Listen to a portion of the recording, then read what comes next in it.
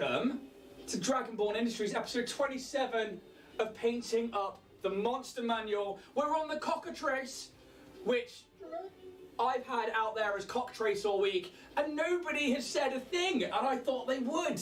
But no, it's the cockatrice. It's a fun little creature, and I'm here with Richard from Warrior Prince 3D. Richard, how are you? I'm a little bit chilly today, but not too bad. Yourself, you look cold as pie. It's fucking freezing. It's fucking freezing. I am getting hit pretty hard by the cold today, and this room is pretty cold as it is. I've got a little radiator and I've got a cup of tea on the go. And hello to everybody in chat, be it on Twitch, YouTube, Kick, YouTube in the future, or Twitch back in the VODs, wherever you are. Hope you're all doing well. We've got Herbalist, we've got the Mistlands, we've got Fluffy, we've got Dibs. We need no one else. Well, the best are here so far. And I'm sure more people will join in as they go. I hope everyone's doing really well. We're back to it this week. Last week we did a little monster creation session where we just painted up some minis from Richard that we've done and had in the past from him, and it was really fun. But yeah, we're back to it this week with the cockatrice, which is... This is a fun little mini. I really like this. Where is this from, Richard? So this one is from Loot Studios. Is it? Because I hadn't seen a cockatrice anywhere else. There's a couple, but they're more. There was one or two that were basically just giant mutant chickens. Not quite right. But no, this was the best one I found, and it's one of their earlier bundles actually. Fair enough. Fluffy says, Richard, your mic is a bit quiet. Let's see if I can actually change that on here at all. Video capture. Let me check settings because I have updated computer bits and pieces. Awesome video. Have a look at that. That's at 90%. Is that too much? You probably go a little bit more actually today. And hey, Jim Worth Painting, how you doing? Welcome to chat. Let's have a quick look across here. Perfect. Do you want to talk for me, Richard? How's that? Oh, it's so good. And while we're here, why don't you tell us who you are and where people can find you? Oh, okay. Hi. Richard from Warrior Prince 3D. I am your one-stop shop for all your 3D printing needs. Be it wee little tabletop collectibles, large pieces, dice boxes that are shaped like skulls. It's so fucking cool that. Not only is it a skull, it's an orc skull. It's an orc skull. And it's in pieces. It's got a little ring on his tooth. How are you not making that talk? Like, hey babe, how you doing? I have a play with him with some magnets later on. I can be found on Instagram, Etsy, the store is now back open. Facebook, with abandoned badges over here at Dragonborn Industries, anywhere you pretty much like. We are a 3D printing shop, and literally anything you want printed, anything you think you need, I can fit on the printers, I will print it. Buy yourself a file if you've seen something, Hero Forge model, anything like that. Give me a shout, any questions, I'm always on Instagram, so drop me a message. And that's that. I realise as well, right now, that I haven't actually signed into Stream Elements, so I've just done that. So hopefully, your links will actually come up in chat, because there are a few other things and a few other links that I want to chat about before we jump into everything. The first one being, I promoted it on Monday's Starfinder stream that the Universal Carrier Vessel, the Warbug, which is the second ship from Games Art by Philip, is now at Kickstarter, and they were really kind and they've sent me out the files to have a play around with. My FDM printer's gone down, so I'm not having a play around with, so the least I can do is shout them out here, there and everywhere. So please go check out Games Art by Philip on Kickstarter and the UVC Warbug, because they are interchangeable with the brick and all of their ships on Patreon. The second one is, I have been made an affiliate with Roll and Play Press, and yeah, so again, this is something I did a shout out for on Monday's show, but actually it's something that I need to shout out again because it's really awesome. So Roll and Play Press are a UK company, and they make these little books as well as one-shot wonders, which are little toolkits that you can use, and they've got tables and you can roll on them to find out what you want or what you don't want within your campaigns. And you can get 10% off using our affiliate code, which is Dragonborn10 through the Roll and Play Press website, which is really cool that we've now got that. And Yeah, every little helps. If you guys can save some money out there, then even better. Otherwise, we're going to jump into today's episode of Painting Up the Monster Manual, and let's, I guess, talk about the cockatrice first. Not the cockatrice, but the cockatrice. Because, once more, I had that going out everywhere with the wrong name on it because it was funny. But these are quite low CR creatures. Have you happened across them before in your campaigns, Richard? I've never dabbled with these, never fought one or never put one in. They're great fodder, really, because they are quite a low CR. They're only a CR 1/2. They've got a really low amount of hit points, a really low armor class, so they make great dungeon fodder. However, like the brain collectors, which are also like a CR 1/4 or 1/2, these things have a tiny little thing that makes them, I think, way more than a CR 1/2, which is they can petrify you. Sure. Yeah, exactly. So I think I'm going to talk about that first, which is so when they make a bite melee weapon, which is only a +3 to hit and a reach of 5 foot, you must succeed on a DC 11 Constitution saving throw against being magically petrified. On a failed save, the creature begins to turn to stone and is restrained. It must repeat the save at the end of its next turn. On a success, the effect ends. On a failure, the creature is petrified, but only for 24 hours. However, 24 hours, if you're on your own as a player, you're going to get killed. It's not the nicest of creatures if you throw them at players not knowing about that ability, because chances are, if it's down to dice rolls and luck, something bad is going to happen. So these are ones that you have to think about when you're placing them. If you put 20 of them in there, that's 20 Constitution saving throws people have to make. They are going to fail those. But I think one-on-one, provided you don't have really bad luck, I think that you're going to kill this quite quickly, because it's got an armor class of 11, it's got hit points of 27 rules as written, but it's got 66 plus 6 if you do it wrong. So that's a potential of 42 hit points if you want to beef it up realistically. It does have a 20-foot land speed, but it has a 40-foot flight speed. So it's quite quick. Its stat block is actually quite low. Its strength is -2, its dex is +1, its con is +1, its intelligence is -4, its wisdom is +1, and its charisma is -3. So when we look at this as a monster, because it is a monstrosity, it is essentially an undead chicken velociraptor looking thing. It's, you know, a medium-sized creature, a small creature even, and it is, you know, it's got that mind of a monstrosity. It's not going to be a decent NPC or a pet or anything like that. Its only real attack is that of its bite, which is what we went through earlier, which is a D4 plus 1 worth of damage, but it's got that petrification on top of there. So that's its real danger, is that actually when we look at the big three, the armor class, the hit points and the damage dealing, none of those are high for a CR 1/2. I think they're all quite low, but that ability to petrify somebody, that is where this monster is a problem. Gets you by the short and curlies. Yeah, it is really going to do a lot of damage there if it gets you. So I guess the only thing to do is ask Richard, have you got a level 3 character ready to go? I have got a level 3 character ready to go. Now, I don't know if it's me clicking the wrong things or things changing slightly. I'm just sorting out the HP and whatnot. That's absolutely fine. Always max them out. So, full random, I've even gone for a random, I forgot to put the name in, so it's a random name. So, this is Zerstelzag, the Githyanki Warlock. Zerstelzag's a good Githyanki name, I like that. Although all I can see is like the dude with the concept, Sultan. Sultan! Perfect, so Dib says, I think I painted an old metal one a little while back for a mate, not as cool as yours though. They look cool. Cocktease, yeah, so that's Dib's happy. And he also says, don't use Etsy, everyone. Contact Richard directly directly and pay through PayPal. Etsy are rip-offs for sellers. Can you confirm or deny that? I neither confirm nor deny it, but however, contact me through Instagram, and basically I use instead of PayPal, I also use something called SumUp, which is something I can send out invoices on.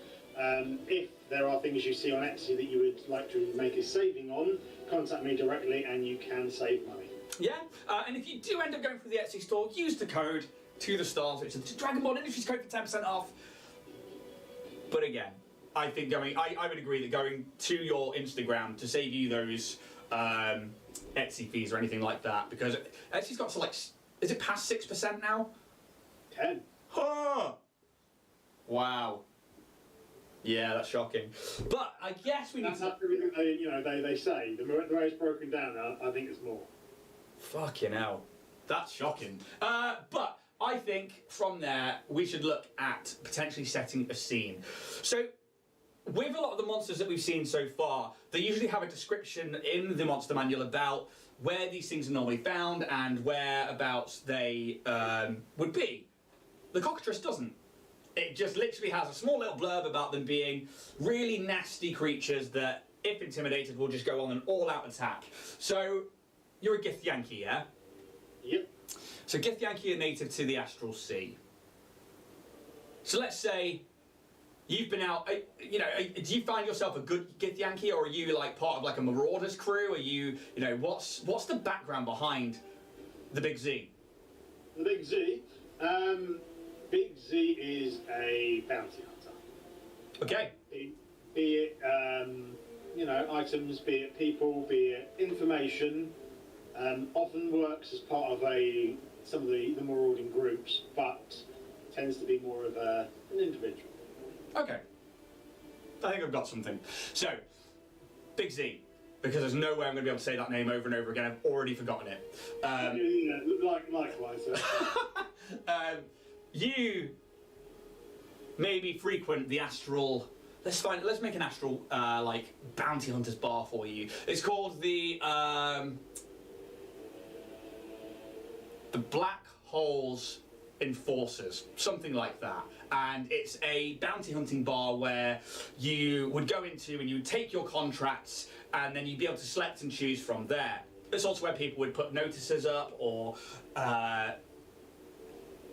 acquire help from mercenaries, bounty hunters, or adventurers. It could be a mix of any of them. Usually the Githyanki, though, are claned people who like to work together, but not you. You go in one day and there's a little old Githyanki lady with a really small Githyanki girl, and everybody else is sort of avoiding them because it's a bit of a rough and tumble place, and they look just out of place. And you approach them and they're like, we're having a little trouble on our tiny little asteroid. Our cats keep going missing and then turning up half eaten or dead. And they will go on to explain that their astral cats and hamsters have been killed all over their asteroid, which is their home. And yeah. They've got some that they farm, these giant space hamsters, and then the cats are these semi-intelligent, like sheepdogs, but they herd. And over this asteroid, which is probably about a mile around, things have been happening. Rustlers or somebody has been attacking and half-eating them. You take the contract and you tell them you'll be back soon with either having dealt with the problem or found out at least what it is. They say they're going to pay you a platinum piece if you can get their little hamster farm back up and running. And away you go with the coordinates. On arrival, you find that there's this little farmhouse made of marble and wood, but it's this purple wood that intertwines into the marble in places, almost like it's been magically created on this grey rock with patches of pink and green grass in places. There are tunnels everywhere that are ginormous, and you would expect them to be space hamster tunnels, and shreddings of big shrubs and other trees that have been turned into almost sawdust for them to sleep in. One of the first things that's evident is that one of these cats that they talk about are huge. They're medium-sized, regular domestic cat, but big. One of them is spewing across the driveway with part of it missing, a leg gone, a lot of fur missing, and it's a massacre, but half eaten as well. And yeah, I leave it to you. I'm going to set a timer,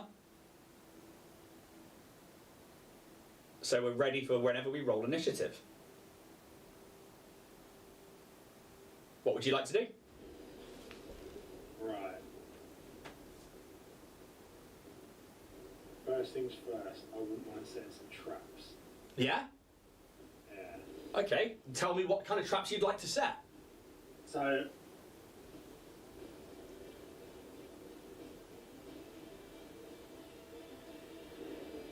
bit of survival these pieces. Right, okay. Where's my character sheet? Let's get some. What point of the day did you say it was? It's probably like midday. It's like, you know, but it's interesting because you're on this asteroid with this like weird, you know, like in Dragon Ball Z when you see like the little small planet that's got like the house on it, and then it's got like the grass that goes all the way around it, and you could walk around it, and then like it's that, but about a mile long, and it's sort of like oblong, and then it's in the sea of like gossamer and pinks and purples and stars everywhere. So there is like daylight, but it's coming more from the environment around rather than a sun. Okay, so what I'm going to do, where they've got the space hamster farm or whatever it is they've been using. Yeah, it's like a paddock, and it's got like, you can see that like they're not in there currently, and you imagine they're barned up somewhere else on the asteroid. Has it been like, does it look like, so obviously not knowing what this creature is I'm dealing with, does it look like it's been like a large creature that's torn through the bits and pieces, or? You can give me a nature check, an animal handling check, a survival check, or a medicine check. It is completely your choice. I'll give you nature because for some reason that's +5. Nice. For a 16. 16. Yeah, you've seen them before. They are quite common. These are cockatrice attacks. They are these little monstrosity, weird poultry animals that have these bat-like wings and lizard-like scales all over them, and they're known to infest farmsteads or anywhere that they can get a quick and easy meal. They are quite vicious when you intimidate them or they feel threatened. They go straight on the attack. So for somebody like a little old biddy and their granddaughter who maybe run a hamster farm, actually these things were probably quite aggressive, and they're going to need some muscle. But they're not that big of a creature. They're tiny little, you know, they're small creatures. They are kind of raptorish in nature. They like to feed and kill just on sight, realistically. Have I got any carcasses left behind or anything like that, or anything I can, or go and get basically as bait? Yeah, so you've got this half cat that's in front of you, this like large, you know, medium-sized kind of like cat. It's, you know, maybe like 2 or 3 feet long. So there's the half-eaten carcass of that. And you can see that there are other animals around that are alive. So there are other cats around maybe, and you could probably go and find the barn to see if there's like a giant space hamster anywhere. Can I discern any tracks, recent tracks sort of thing, maybe to be able to find this thing's trail, or at least the direction it comes from? You can indeed. What it takes. If you give me a survival check. Would be fucking survival, wouldn't it? Well, if you're tracking something down, absolutely it would be. So, so confident in this with my -1. I rolled a 3. Nice. So I love all this sand out here and stuff, and you know, it's Well, it's odd, because you look at the ground and you can definitely see the cat paws and the prints, but then there is just so much like dirt and wet kind of ground that's been churned up by these tiny little feet all over the place. And they seem to run everywhere, and it's like following 6 5-year-olds who have done a dot-to-dot for you, and it's hard to follow. Dot with finger paint, shouldn't it? Yeah, and it's hard to work out which one is the start of a trail to even begin. So, no, I'm afraid that you can't quite tell where they've come from or which way they're going. I'm going to find an ideal spot. I'm going to take this carcass out. A spot where I can hide somewhere. Okay. Basically put the carcass out, and I'll wait for a little while. Yeah, I'd say that there's probably like little fences or like little stone walls made up of little asteroid bits of rock that they've like put together to make like a proper country hedge, maybe. You can hide behind one of those. Hang on one of them sort of thing, maybe, just so it's you know, I say visible, but smellable. Yeah, absolutely. You can like rustle the carcass up a little bit to make it a bit more, you know, stinkified, and it's pretty fresh. It's not like properly rotting or anything yet. Are you hiding behind this wall? Yeah. Okay. I'll find wherever I can hide, and I will hide. Okay, maybe a stealth check.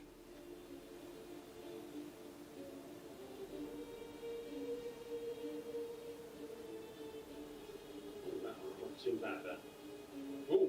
19.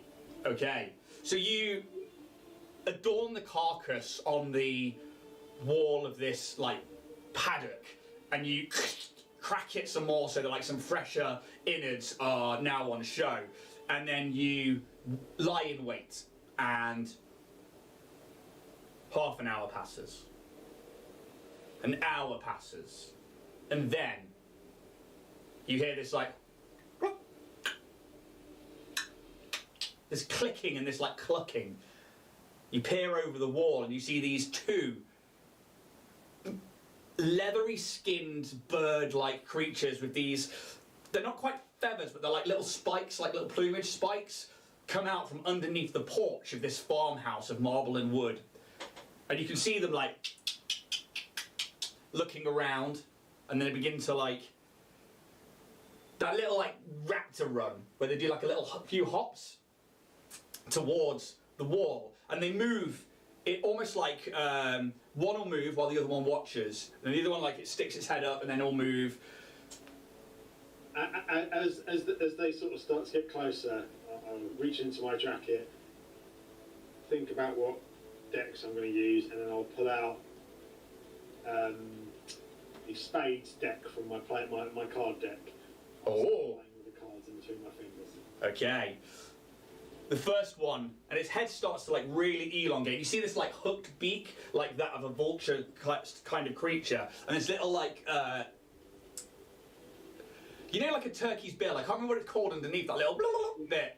It's like one of those hanging off the bottom of it. It's like this purplish in colour. They look undead, but they're not, and it's just these really weird, horrific, like dragon-looking bird creatures. And as the first one reaches the creature and begins to start pecking at the cat. I was going to say, as soon as they're both within range of a 15-foot cone. Oh, easy. Yeah? Yeah, easy. Basically, then I'll run my thumb across the cards and I'll do my gambit impression as I get up and fling the cards out. Okay. And I cast the spray of cards. That's awesome. Is it your like Mandalorian gambit? Gift Yankee like bring. We are also going to roll initiative. I'm going to give you the surprise round. The timer has begun. We have an hour to paint the mini. So I'm going to grab some colours and we're going to go from there. I'm going to do a heavy amount of dry brushing today because there's a lot of kind of creams, bone colours and then purples on this. So I'm going to be going back to doing layer paints and dry brushing to try and get this done within an hour rather than using any speed paints this week because I'm actually really struggling with the speed paints. So likewise, I am not using speed paints this week. Especially the main reason, yes, I am likewise also sort of having a bit of an issue with using them. However, the size of the model and the intricate details, all I would be doing would be putting 1 or 2 coats on, and then I would just be having to wait and get it dry. Exactly that. Not that speed paints aren't good. I want to go back to what I'm used to doing, really. And I'm going to hit this up with a load of bone colours first, and I'm starting with Zandari Dust over a black prime, and I'm using what's essentially a wet dry brush to give a streaky yet thick layer of this pale brown everywhere to begin with. How do you reckon you're going to do this? So I'm hitting this with some of the deeper purple colours first, so I'm going for a base coat of the Army Painter purple, Warlock purple, and basically building up with some of the pinks, and then I'll be putting down some of the bone colours either with dry brushes or with a couple of highlights. Oh! And then going up to some of the bills and doing different sort of coats for the legs. but I just wanted to see how it would go, you know, sort of this way. Yeah. I find it fun that we're going the opposite ways around on these things. It's always an interesting one to see which way you go and I do. So have a quick look at chat before we move into combat. So, Dibs says, do you mean the wattle? I guess that's what that little neck bit is called. And then he says, speed paints, who makes them? Is it the Army Painter? Army Painter makes speed paints called Army Painter speed paints. They do make the Army Painter speed paints from Army Painter. And yeah, so I'm going to do that, and I'm also going to do just the ground in a standard grey, and that's going to be pretty much the whole model is just working through those colours, and I'll probably use the only contrasts that I'm using is a yellow for certain highlights and a contrast dreadful visage for the sort of like purpler sections that are like deep in the wings and stuff. And that's probably about it for me, really. But I guess let's get back to kicking the shit out of these two little birds. Okay, so for my surprise round, if they could both make dexterity saving throws, whether you wish to impose disadvantage is completely up to you for the surprise. Yeah, well, I will. What was your initiative, by the way? Initiative is 16. 16, yeah, you're going first. So, let's impose disadvantage on that. Wow! First one is a 3 and a 4. The second one is a 13 and a 15. So that's going to be with a dex. They have no saving throw proficiencies, so it's quite literally... Did you say dex, yeah? Yeah. With a +1, that is going to be a 14 and a 4. Okay, so one passes, one fails. Yep. They do, however, take 17 points of damage, or 8 points of damage for the other one. Fucking hell. Wow. So, let's go. 17 on the first one. Damn. And 8 on the second one. So, and how's it look as you, like, spray the cards out? So, I will read the official description. So you spray a 15-foot cone of spectral cards, but I like the idea of having cards on me. Yep. Each generators must fix it through. So they take 17 force damage, and they are now blinded until the end of its next turn. On a successful save, the creature takes half as much damage only. Is it still blinded? One's blinded, one isn't. Yeah, okay. And basically, as I sort of get up, flicking my thumb through the cards, the diamond symbol sort of appears to charge with arcanic magic and nature. As I fling them out, the whole cards glow and erupt out as though little magic missiles. Nice. I like that a lot. And as you do so, the what colour's the energy? It's like a yellow gold energy. Okay, so this energy across with these cards as they spray, and you just say it's like as the first one, like whatever plumes they have that aren't quite feathers, just light feathers from it, and you just see it starts running around in a circle in place, while the other one seems to like come up just as it's avoiding, almost like its head rearing up, and then sees where you are and just gives out this like horrible as it then looks like it's going to come in for the attack. But we're going to start the initiative off with yourself.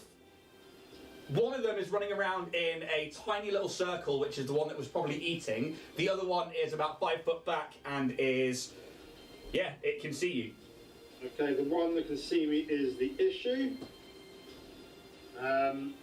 More importantly, do I know these things can petrify? Give me an... Ooh, I would say that this is probably an Arcana check. Being a monstrosity. 13. Yeah, DC 10 I'm going to make that because it's your profession. Yes, you would know that if they hit you with a bite, they could potentially petrify you. Hit me with a bite, right, okay. And I'm just dry brushing on some Upshanty bone at the moment just to get those bone colours in there. Right, snap me crossbow straight out and plug it. Straight into the first one? Or the one that can see? One that can see. Okay, make the shot. I've got one round I can get a shot off, and then it'll be close quarters.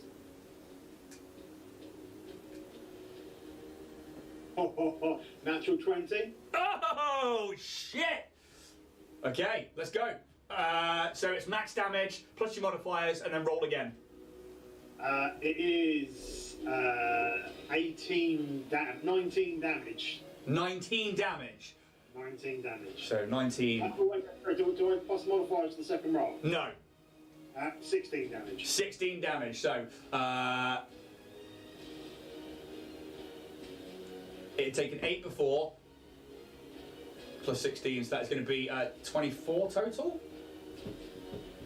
Yes. You launch this kind of like crossbow bolt and it goes and hits into like the clavicle of this weird demonic looking chicken, and it limps as its eyes just stare at you, the other one just going mad. But it looks bad, but it's not dead. And Dibs has said, I've just sent you and Beardy the Insta post of the cock tease I did. I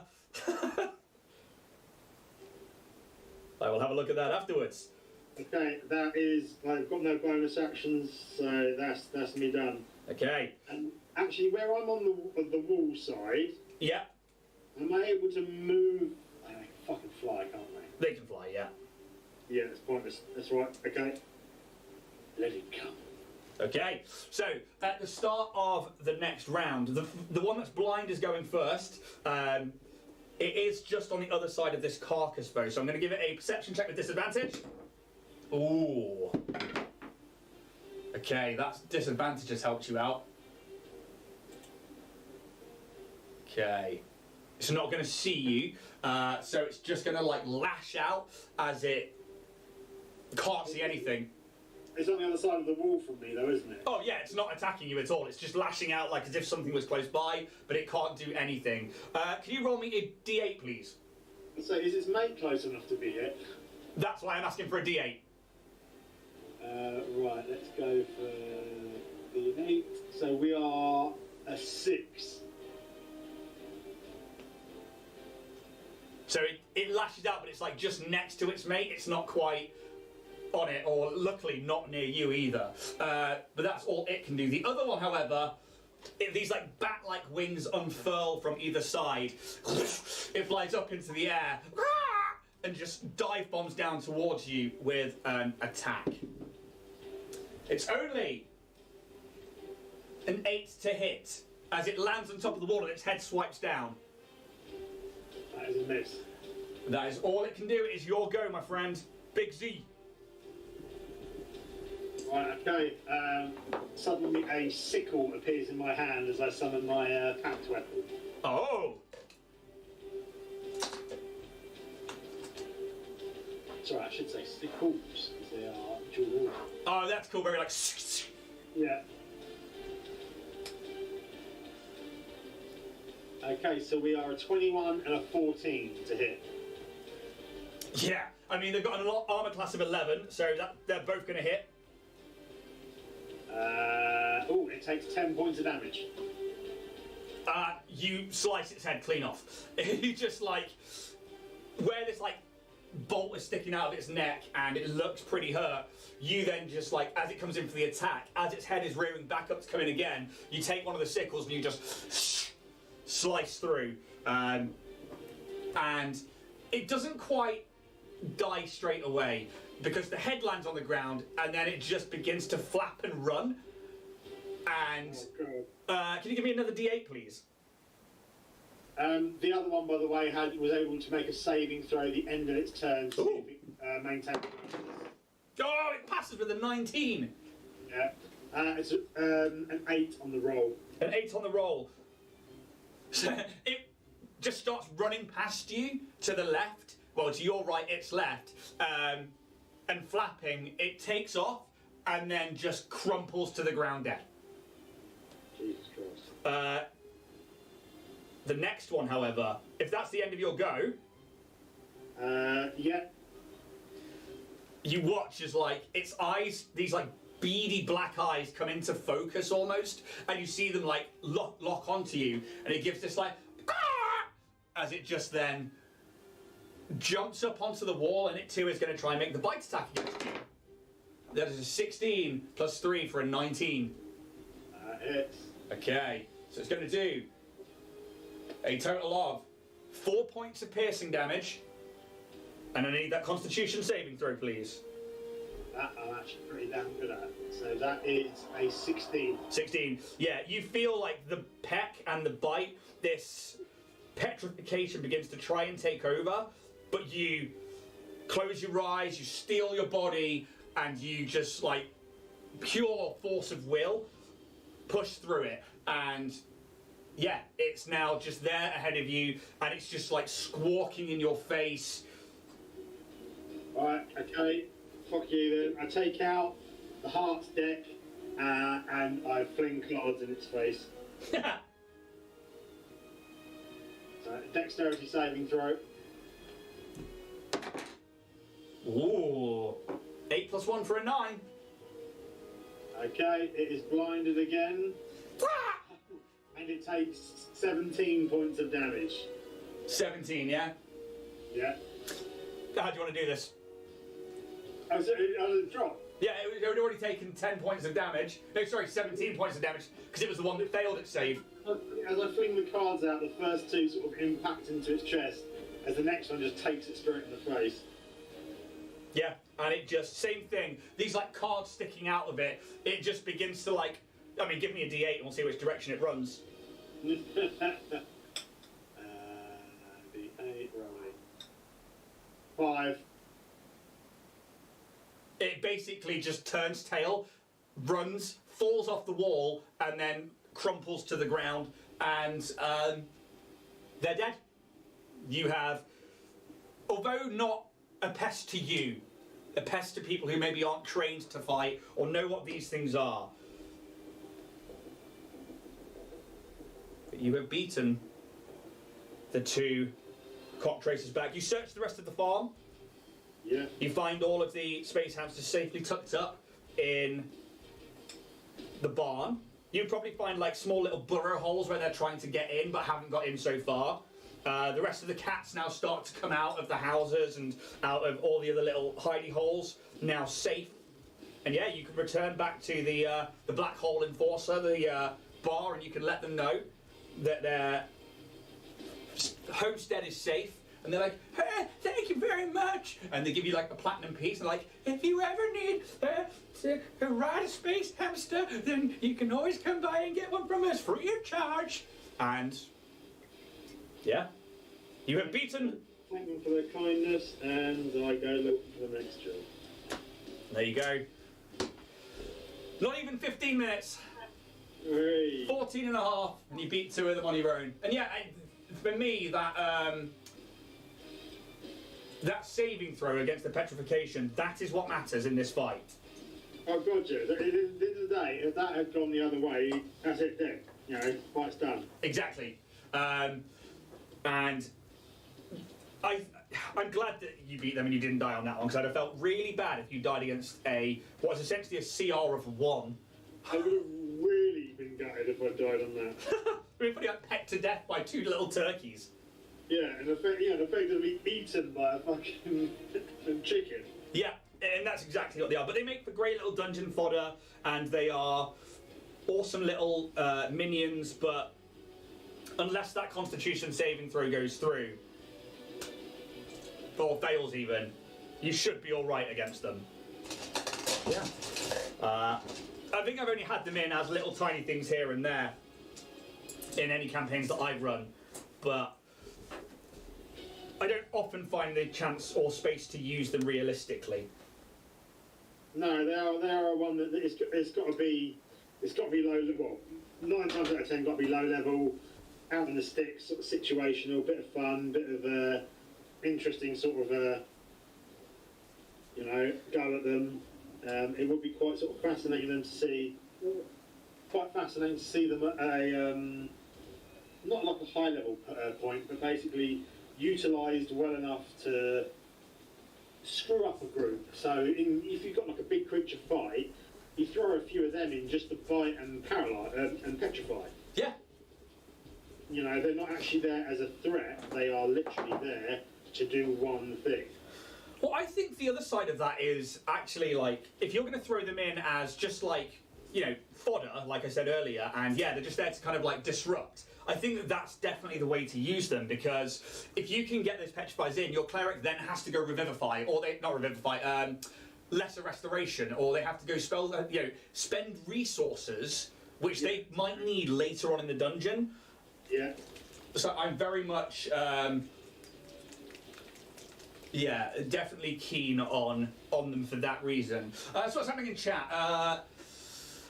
Jim Worth says, I've always disliked speed paints, but they leave things too streaky. But I did see Richard's Cambion he painted for this series, and he used speed paints for that, right? Yep. It looked great. No streaks. So yeah, Richard, I think you've absolutely smashed it. The things that you've done so far have been amazing with the speed paints, but it's just hard when they start running into each other. And also the thing to bear in mind, 9 times out of 10, with the things I do with speed paint, I say spray and pray. I don't know what the fuck I'm doing, so it's more a case of I go for a bit of a mix, try this, I hope for the best, and a couple of them I was quite, the theme in the cannon was beautiful. That worked out great. Yeah. A couple of them have not. I agree. I think that as I add this dreadful visage to the wings here, because of the drying times and us having to rush to try and get a mini done within an hour on this show, speed paints are great if you put a layer on, walk away, come back, put another layer on when it's dry, and go from there. And you do have to thin them down still if you don't want them to be streaky. Or if you use them through an airbrush, I think they're a lot better. Or if you're painting 10 models at once, you're great, because you just, by the time you got to the 10th, you go back to the first, and it's, you stand a chance of it being dry. Yeah, I completely agree there. So if you're going for like mass orcs or mass armies or whatever, absolutely the best way to do it. I will say actually, when it comes to painting up an army, obviously I've been like diving back into like trying to get my Legion all painted up recently. And all of my Mandos that I've been doing, that's all been layer painting. I've not used speed paint or anything on those. And I forgot how much I missed painting small squads of things properly. Yeah. So yeah, really enjoying that. But actually, this dreadful visage is not a paint I get to use very often. And it's going on really quite subtle at the moment, so I'm looking forward to seeing how this turns out.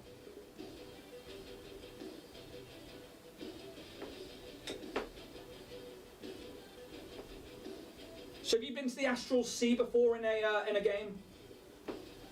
No, because my playtime has been restricted over the years, because where I have been most of the time the forever DM, the world obviously I DM in is of my complete own creation. So I haven't had time to do to play in certain places like that or to utilise them, because I do my own thing. I have my own Cosmere, my own world and worlds. Yeah. And worlds in between sort of thing. So it's something I wouldn't mind doing, because obviously playing Baldur's Gate, seeing some of the bits and pieces in there, it has made me somewhat curious. Yeah, and I've been waiting for Spelljammer for so long, and I've got the collection of Spelljammer stuff. Still haven't played it, but it's very Treasure Planet, which is awesome. That's quite cool then. Yeah, it's a really cool setting, and like as a sci-fi lover, mixing the two high fantasy and sci-fi together, I really like. So let's have a quick look. Dibs is asking people what they're up to. Yeah, what are people up to at home? Are you painting today? Are you working? Jim, Worth Painting is working from home. Tibbs only 10 at once. Yeah. People just chatting away. Tell you what, I'm looking forward to seeing what Jim does with that dragon he's got. Yeah. Tim says Treasure Planet is the movie that Disney should do as a live action. Yeah. They really should. That'd be fucking awesome. Really hard to get all of those different creatures in there though. Right, so far, it's quite subtle, but that is the Dreadful Visage over the bone colours. I'm then going to try and just start working on the base and getting those stone colours worked in while that dries. Because it's going to take a little bit of time. How's yours going? So I've got the purple down pretty well, and I'm now going over sort of trying to get this camera, trying to sort of... Oh, nice! So now going through, just doing a few highlights and trying to... It's going to look a mess until it doesn't. Hopefully, well, at least hopefully it doesn't. Yeah, that's usually the way it goes, really, to be honest, isn't it, though? Right, I'm going to try and get some light grey going on.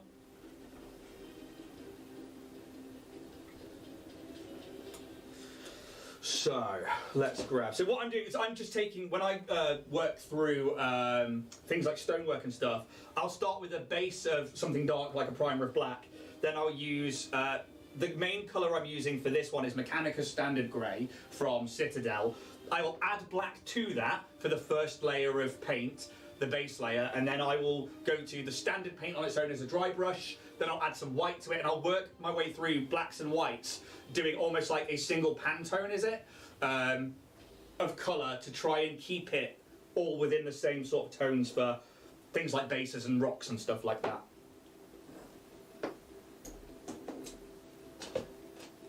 At least that's my technique.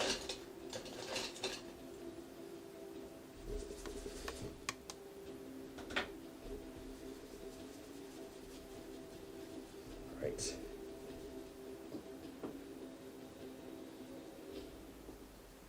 I'll probably finish it off with a bit of off-white at the end. I'm also going for a bit of Berserker Bloodshade wash on some of the sort of smaller areas, especially under the chin, bits and pieces. Nice. Oh, Zizzy 23. I haven't seen that movie in years. Thanks for the reminder.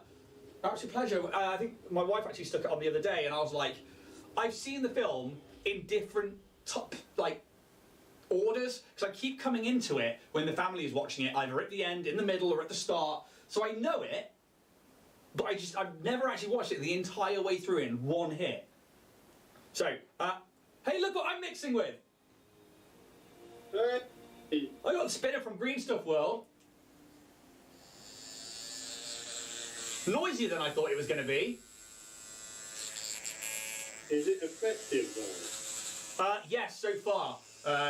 Hopefully I'm going to be showing off some more Green Stuff World paint soon enough, because I got a load of stuff from Green Stuff World that I bought recently for my birthday, and yeah, I'm looking forward to testing out some of the colour shifters, especially on Airheads, which I believe is premiering on the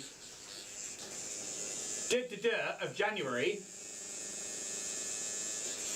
Why do I keep forgetting the date, Richard? Because I do as well. Have you got Dragon in the Skull in the chat? Tibbs, are you sure that's not Yaz's? Tibbs, are you sure it's not mine? Craig, if you're there, I keep forgetting the damn date. It's on the calendar. I know it's on the calendar. I want to say it's like the 18th or the 25th. Or the 19th. Or the 26th. 26th, Airheads! Friday the 26th. It's not the 19th, I know that. Yeah, no, I know that, because you're with Band of Badgers that night, aren't you? Yeah. And what are you doing with Band of Badgers on that night? On that night, we are starting our Pathfinder campaign of, I will find the name of it. I'll spread my water everywhere. So, because I don't want to get the name wrong, it is the Abomination Bolts. Oh, I can't wait. I really can't wait. It's going to be a right giggle. So I've been listening to a lot of the Glass Cannon Network, because they're running through a Pathfinder 2e adventure path. And I strongly advise you listen to it, Richard, because it will help you with the rules and stuff, because it is different to D&D. Well, that's my only panic at the moment. So I'm trying to sort of read up, but it is, again, it's like those wonderful time things, you know, trying to get everything sort of nailed down and learned beforehand, but... You won't, it's fine. It's 3 action economy is all you need to remember. So it's essentially, you get 3 action points, you spend them as you do, and certain things will cost you 2 action points, certain things will cost you 1 action point, other things may cost you 3. Other than that, it is a subsidiary of D&D, but thanks to the OGL issue last year, they're making their own system from it. That's good. Which is what 2E is, and I think you're going to really enjoy it. But I would suggest going and listening to the Glass Cannon podcast, which is also available on YouTube and as a video. Maybe put a comment in, tell them I sent you. Get them to check out the Starfinder show, because Troy LaValle's so fucking funny. He's probably now one of my favourite GMs ever. Yeah? Yeah, seriously funny dude. You'd love it. Fill my water in my bloody wet pants. Oh no! And now all the paints are mixing.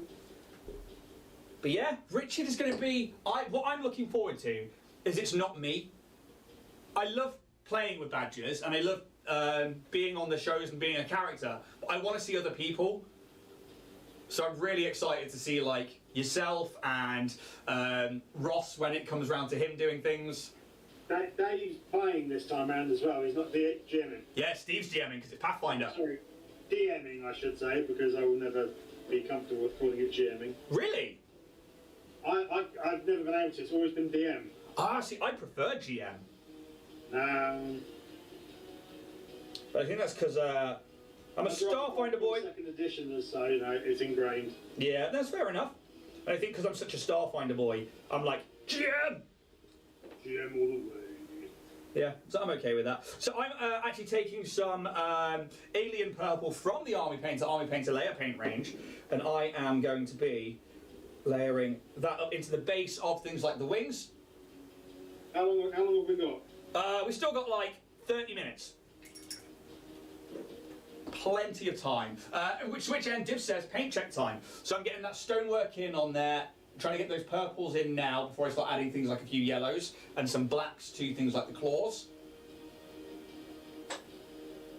And I'm especially doing it while the contrast paint is still wet, so that I can wet blend it, but without it running everywhere. So I'm adding layer into the contrast. Let's see if I've missed anything in chat. So, Fluffy says Airheads is the 26th. Thank you, Fluffy. Fluffy says, at Dibs, a couple can share? Oh, okay, we're on about the vibrator thing. Yeah, that was from earlier. Yeah, no, that is. It took me a while. Then we've got... I'm not going to read out that conversation. And yeah, we're on paint check time, so... Are we keeping it civil, please, people? It's civil enough. It's cheeky with a little bit of nuance, you know? Well, so long as people remember to respect each other's boundaries. No, I think it's just Fluffy and Dibs. So, I want some black, because I want to get those claws in. And I'm going to go back to Old Faithful acrylic ink for this, because I like how dark it is. Although, Richard, one of the 2 paints from Green Stuff World I tried out yesterday, yeah. One of them was the Darth Black. Ooh, oh yeah. Which is their blacker than black paint. And they call it the blackest paint you can get in acrylic format. How was it? It was pretty good. It was very black. And I liked it a lot. The metallics, just having a look at them, I strongly advise you getting them. I think you would love them. Can you link me the set you bought? Yeah, I absolutely will do. I'll have a look at those. So I'm trying to find those like little clawed bit of the wings, anything that is talons on the chicken feet. Trying to see if there's any more. Yeah, there's some just there on the underside on this mini. And then, while I wait for that to dry, I will find the next bit of this mini to do. Because we've got that lovely beak there, and then the top of those...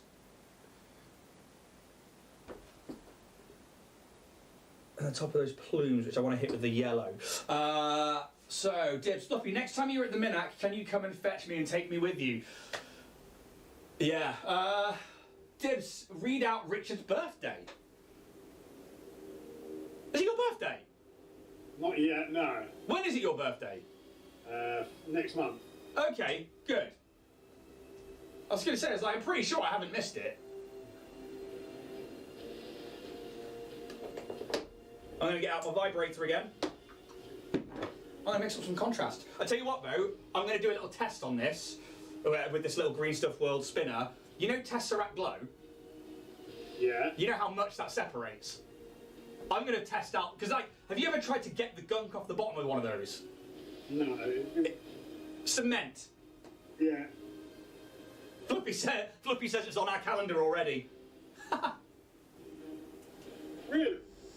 Yeah, she's amazing for stuff like that, and I'm a piece of shit, so... Yeah, I'd say I'm a piece of shit, so... But my birthday's just been, so... I can't even remember my own birthday as it is. I usually don't announce mine. I don't like usually announcing mine either. But this year I was like, fuck it, and I did, and it was actually alright.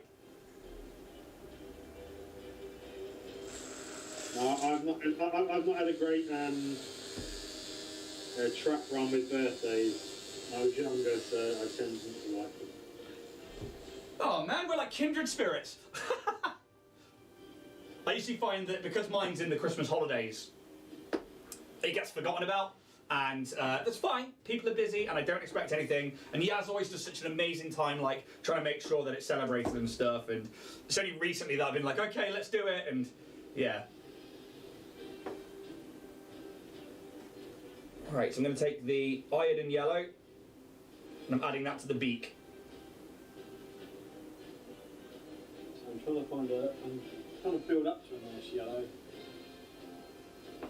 Use sun yellow mixed with something. But I want to get something dark and reddish inside that beacon for the wattle, as I learnt that that's what it's called. Or wattle. Wattle! And use the very top of those tips. Gonna go for my typical flesh tearer's red for in the mouth.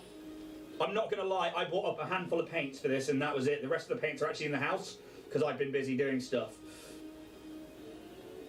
off stream, and also I've been really tired recently, so I'm like just doing it as and when I can. So hopefully the yellow should start to show up. There you go. So that's the iodine on the beak. And that's probably the brightest that we will go to on this Mini. Now, I'm going to grab one of my inks. I've got this really cool purple, which I'm going to use. And legend has it, the more birthdays you have, the longer you live.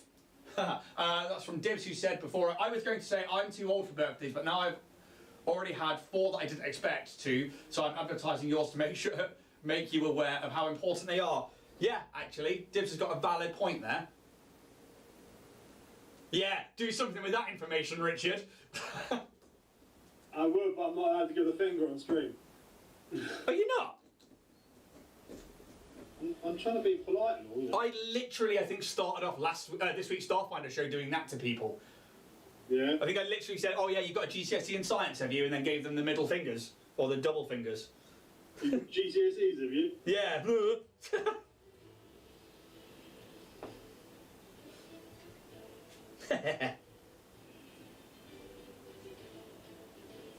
Right, let's grab that purple.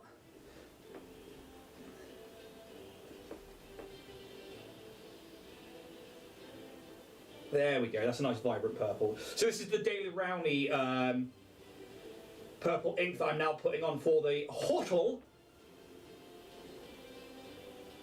and the inside of the mouth. Time check, Vicar. 23 minutes. All the time in the world, buddy. Actually think I'm going to be done relatively soon, you know. I'm just waiting for mine to dry so I can do some of the dry brushing. And I might actually be a bit lazy and give this a wash. Oh, really? Yeah. Have a bit of a play with the some of the areas. See, that's actually sort of what I'm doing now with this ink, is I'm putting on heavy at the base of the wings, and then I'm using my finger to smudge it upwards. Yeah. Just because why not, you know? I'm getting a slightly deeper purple towards the tips of those wings there. It's crazy, but I only put on a thin layer of the original contrast, and that is still drying.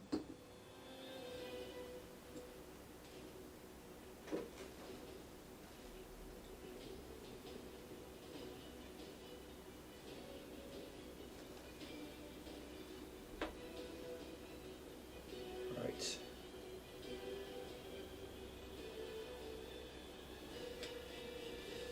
And there is a bit on the head. Don't think I need it anywhere else.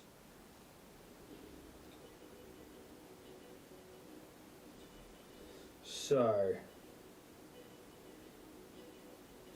do you think the Cocktrace is a kind of mini then that you could, especially this one from Loot, throw into different situations? Do you think you could reskin it as something else? Oh yeah, you can do all sorts of bits and pieces with it. It'd be one of those things that it would be quite a fun thing just to put into some really horrible sort of places. There is a lot you could do with it. Yeah. It's a weird mix of so many different creatures. There's like scales, the bat wings, and then the bird bits. It's really quite monstrositous. Dib says, is anyone else entering that competition you set me up for? Yeah, I'm going to begin painting mine, my mini for that one today. That's the Fiend Slayer competition where you can win a 3D printer. So I'm going to be taking part in that. But now that my green stuff all paints have turned up, I can begin planning what I'm going to do. It all depends on timings for me, because I'm trying to, I've started back up working again this week and trying to hit the ground running with bits and pieces and get some of my projects up and going. Yeah. Because one thing I also need to celebrate this week is I have made I'm now over 1,000 sales on Etsy. Hey, congratulations. It's quite a nice little milestone. The Milky Bars are on you. That's it. Nice. So yeah, trying to get a few things going, things listed, things, bits and pieces. I will be most likely holding a giveaway soon. Ooh! Just to celebrate such milestones, because, you know, I like to do that sort of thing. Okay, that's really awesome. That is very, very cool. We will make sure we promote the shit out of that. Hey. Because you always do with our ones. So we'll sort something out, and we'll chat off stream, and then we'll go from there. I think we're still a bit of a way away from the next Dragonborn Industries giveaway. I know there's going to be one on the Starfinder stream at some point. And then the big Diggy Hole Dice, that's going to go when we hit 1,000 YouTube subscribers. Yeah, I'm looking forward to seeing that one. Apart from that... And that will be one I'm trying to win. Yep, you crack on. You absolutely crack on. So, adding some highlights to that. I need to get those eyes done. Hey, Absalom's back. Absalom Dak, how the devil are you? Welcome back. Dibs, I'm thinking the one you sent to me is similar scheme to the Crypt Dragon that Richard gave me. And both so I'm thinking of using that plan. Plus it'll be a good test for the bigger one. Nice. The one I'm doing is actually kind of small and I've downscaled it. Crazy fool. Yeah. What am I doing? Let's have a look at the eyes on this creature. See, they're black beady eyes. So I'm going to have to put in some black. And then I've got that all sorted there. There's really nice eye cavities on this Mini, actually, Richard. They're really quite deep. You say that. Doesn't help when you fill them with something. Oh, that's exactly what I'm doing. I'm filling them with black, and then I'm going to put a tiny little white dot in there. But, as I say, it almost looks like I might be inclined to do...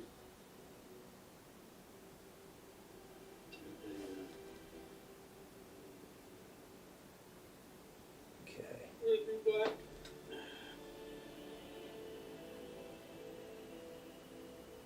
I need to get some new detail brushes. Yaz got me some from a actual artist website, and they were like £25 a set, but actually, which is relatively cheap when you consider that they came in a set of 5. Yeah. But they are fucking awesome. They're like proper fine detail brushes, and the 0.5 is like the Psycho from the Army Painter. Really, really cool set of brushes. And they've got like those nice little handles on there as well. I will get her to send you the link, because... Yes, please. Yeah, really, really awesome. So this is how mine's going so far. They've got those like really dried out bone colours. I quite like the it does almost look undead for you. Sort of feel on that one. Yeah, and that's kind of what I was going for, realistically, because I think they do, in the monster manual, they look like undeads. And unless you read the actual description and, you know, their stat block, it isn't. But I thought it was our first look, so that's kind of what I'm going for there. I like that, looks good. Yeah, I need the wings to dry a bit more so I can add another layer of dry brushing in. So I'm hoping in the next 16 minutes that ink will have dried, and I can then put in what will be Terminatus Stone as my final dry brush. I really want to hit this with an airbrush, but I don't think I have time to set that up and put a sepia wash into it. But I would, if I was going for a proper paint job, hit that from underneath with a very transparent sepia, and that would give us the transparency and the shadows that we want on this creature. Jim Withing, need to get yourself a hobby hairdryer just to keep the desk, just to keep it at the desk, got those paints to dry. Yeah, yeah, exactly that. The other side of it is I could actually use the airbrush for that. I keep forgetting it's actually over on this side of the room at the moment because I've been testing it out, getting ready for Airheads on the 26th of this month over on Dragon School Studios channel. Please go give them a follow because we're going to be there doing our thing and working out how the hell we're supposed to airbrush stuff. And I'm working on a giant fucking T-Rex, which I'm very excited about. That was a lovely little gift from Richard and Craig. So I'm very excited about it. Yeah, to which end, by the way, I have it primed and ready to go, and oh boy am I going to be using the Green Stuff World on it. The colour shifters? No, the fluorescence. Yeah. I want a... Oh, I might do it, you know, Richard. We've got 14 minutes. For the first time on painting up the monster manual, I may actually use an airbrush. You're going to airbrush on me? I might! And I know this is a show about being able to paint really quickly without the use of other tools. But I need this to dry, so I'm getting it out anyway. Does that count? No. Oh no! Am I disqualified from the episode if I do? More probably lynched and, you know, quartered for blasphemy. Yeah, fair enough. But I mean, for those of you out there who are thinking about getting into airbrushing, this cost me like, I think with the compressor it was about 70 quid on Amazon, and then I got a second one, which is just the airbrush for my birthday for like 20 quid. So I can do one at 0.5 for priming and shading, and the other one for fine detail. and then I'm going to learn how to use them properly at the end of the month. And then we're going to sit around and not have a clue what we're doing together. And enjoy every second of it. But what I am doing is I'm actually going to turn these other two mics off. It's going to be really loud otherwise. I am just using air through the air compressor and through the airbrush just to try and dry the Mini, which is a trick that Richard taught me. Mine's over the other side of the room because I was bloody priming before that. So Jim Worthing says, I've wanted one for a while, but I know I wouldn't maintain it. Just be a waste of money for me. So I thought the same thing, and actually maintaining it is really easy. One trick I learned for cleaning, dunk it in water and just power through until it's completely clear, and then just take it apart afterwards, let it dry. Get some sewing machine needle oil, which is dirt cheap, or if you've got a wife that sews, she's already got it. Done. Probably don't put alcohol ink through it like I do, because it gunks up like crazy.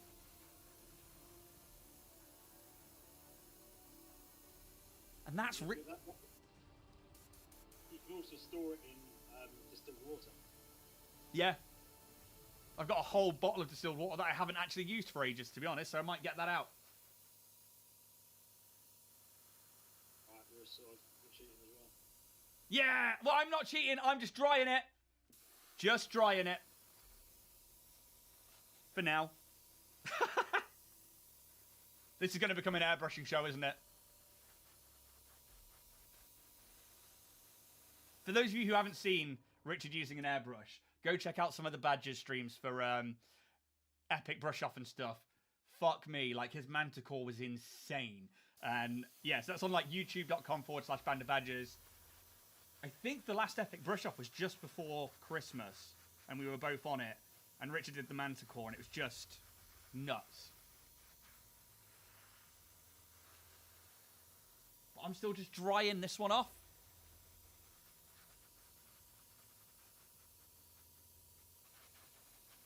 But actually, you can see already that that is starting to dry really quickly with the airbrush.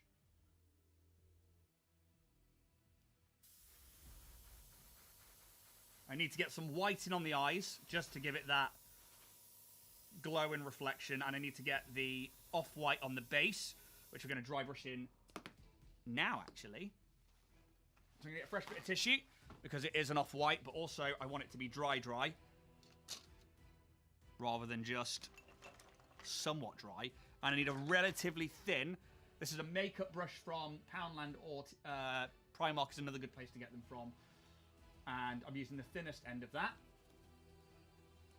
I'm going to take Terminator Stone. I'm going to take the majority of this off. This is going on the tops of the wings. And then we'll get that base done with the Praxetti White.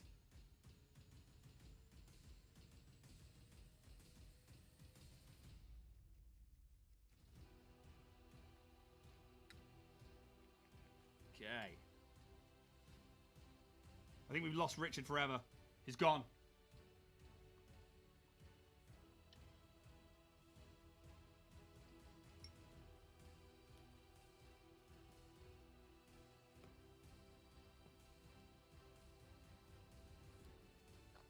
So that one is off there. We're going to take another really thin dry brush, and we're going to do the Praxetti White on the base.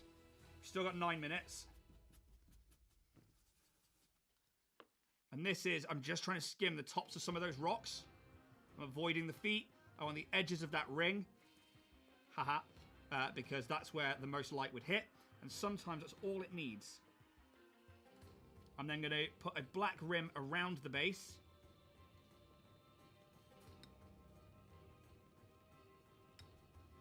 So that we've got definition between the stone and whatever is on the table.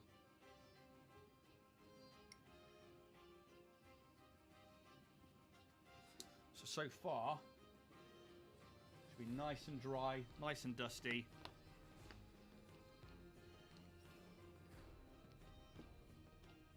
Let's grab. I'm going to do it. I'm going to put some sepia into the airbrush. I'm going to shade it. It's going to take about, hopefully, 30 seconds to do it. I think my paints have decided to identify as oils instead. Oh, really? Yeah, really not right.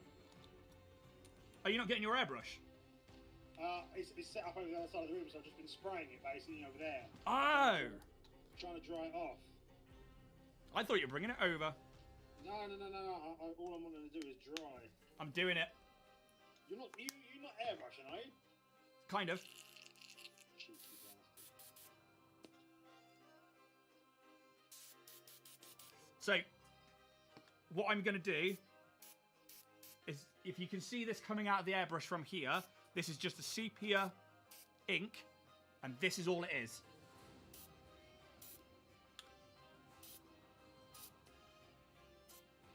We're kissing it. Giving it a wee little bit of a kiss.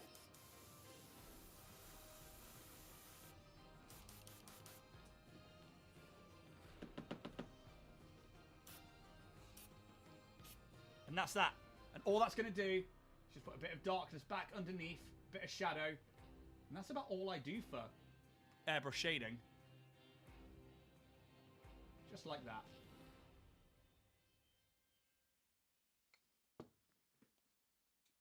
And then I'm going to try and dry it off again. And I'm pretty much there, apart from rimming, haha, the base. How long we got? We've got 6 minutes 55.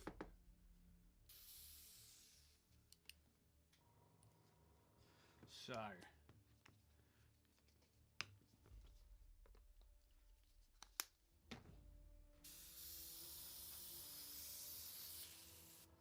Perfect. Just need to grab another bit of tissue and dry it out. You know what? I think I'm going to be screwed over by bloody drying again.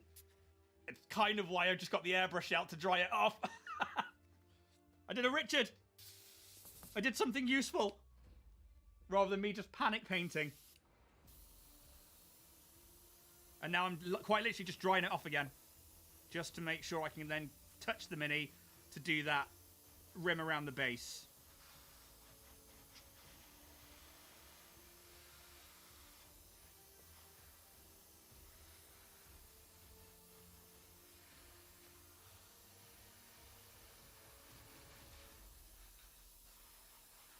Right. So what bit are you working on at the moment? I was got all my bloody base layers and some of the highlights on, and then basically I was going to go over a lot of it with do like a couple of the dry brushes to sort of blend it. And it's just not. It's too wet, so I'm losing some of the texture. Oh no, that's usually me. Right. So I'm taking it out of the Mini holder for now, because I'm going to go around that base. But we've got the blends in that we want for now. I would, like I say every week, like to spend longer on this Mini and do it in a different style. I would like to do it more cartoony, but for an hour, to say that you can do it, a Mini tabletop ready in an hour, I think for me this one's definitely a doable. Yeah, luckily, I mean, where I'm at, I could put it on the table. Yeah? Especially once it's dried. That's what this show is all about, is being tabletop ready. Not Squidmar tabletop ready. Oh, no. But How long we got time? You've got 4 minutes 30.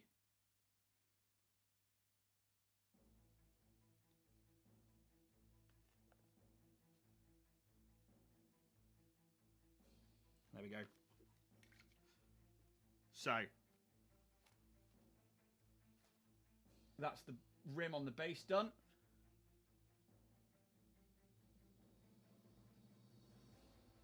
There you go, bud. Oh, beautiful. I still need to get a dot in the eye, but What? a little bit of white. I got that one bloody eyes. Right. I'm going to use my lovely new brush.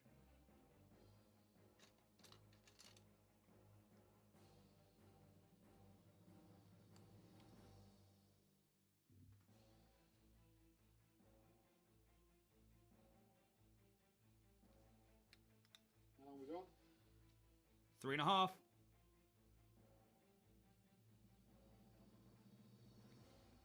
Rim the base. Yeah. Non-oil the stone, you know? I'm not oiling the stone. I'm just rimming the base, and I'm leaving it to my standard dry brushing. I'm done.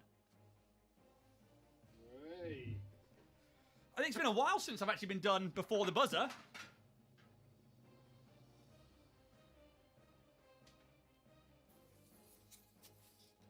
Yeah, and then Jim, in terms of cleaning the airbrush, I mean, I ran airbrush thinner through it. I'm just going to take it apart now and let it dry. I will wipe off the needle. And then I will take off the nozzle and let that dry. Pretty much all I'll do because I didn't do much with it today. Probably something I should do, but I never end up taking it apart. Yeah. That is quite... I'm going to leave that there on my dry bit of tissue to dry. That's it. That's all the maintenance that you need to do with it. Take it apart. Don't let it rust. Sometimes oil it. Don't leave paint in it. At least that's how I treat mine. Whoo! You've got 1 minute 50. How you doing? Base is nearly done. Edging is blunt. I'm just literally throwing out some non-oil, so it almost looks like it's, you know, it's ready for shit. Nice. Jim says he'll put it back on the consideration list. Do it. Just get a cheap one and just see how it goes.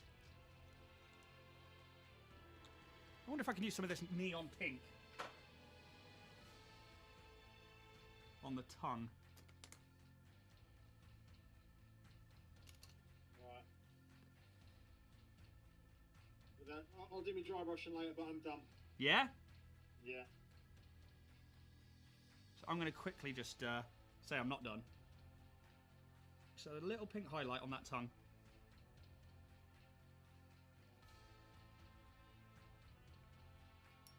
There we go. So, with a minute left, I'm stopping the timer. Oh, no, it's alright. I'm thinking I may as well do something. I've got a minute left. Okay. He's back in the room. I've got to let it dry anyway, so I may as well throw some shade on it.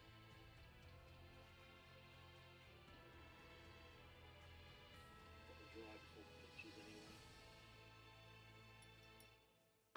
Cool. I am. Yeah, putting it down again and saying I'm done again.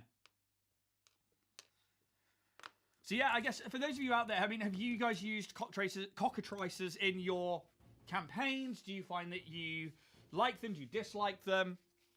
You know, I probably should have asked that a lot earlier on rather than with a minute left to go. But it would have been possibly handy. But... yeah, but if not, put it in the comments down below. go comment on YouTube. All help is wanted. Yeah, I like them, but again, they're few and far between for usage. And if you're ready, Richard, time is up. Time is up, then yeah, I'm done. Okay. So again, with time for that to dry, have gone mostly with those dry brushes, a few contrasts, and then drying them off with that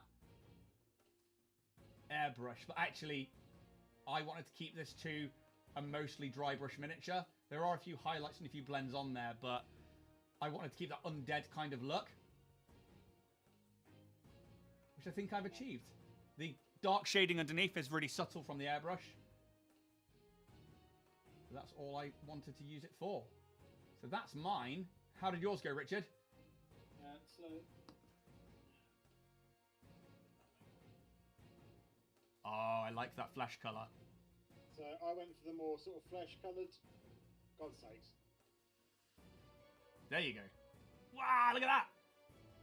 It's like a chicken that's been plucked. Once some of the bits of the wash dry, I will dry brush it anyway, but I could throw that on the table with it how it's drying now, so...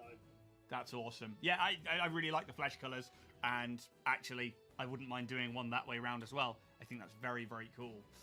So, I'm sure there were some in modules I've run, but I don't remember using one. Jim says, gotta shoot, lads. See you next week. Well done. Thank you so much, Jim. We'll see you next week. Absalom says they look amazing as usual. Well, thank you very much, Absalom. That's very kind of you. Guys, that's the cockatrice done. I actually can't remember what the next mini is. I think it's the coatl, which is a celestial. That should be fun. Yeah, they're like snakes with wings. That'd be awesome. Yeah, I think they're literally like feathered snakes with wings that are like blues to yellows or something like that. I can't quite remember. I'll have to have a look at the monster manual for them. But that's what we'll be back on. They're from Fantastic Beasts and Where to Find Them, basically. They look like that, yes.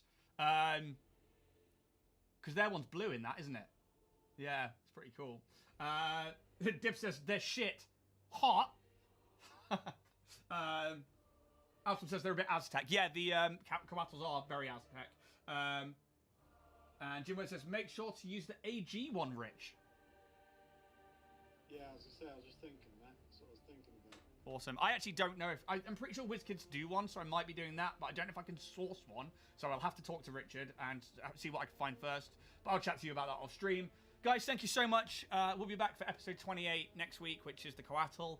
And thank you so much for taking part in Twitch, Kick, and YouTube chats. And if you're on YouTube watching this in the future, I hope that you've learned something about the cockatrice today.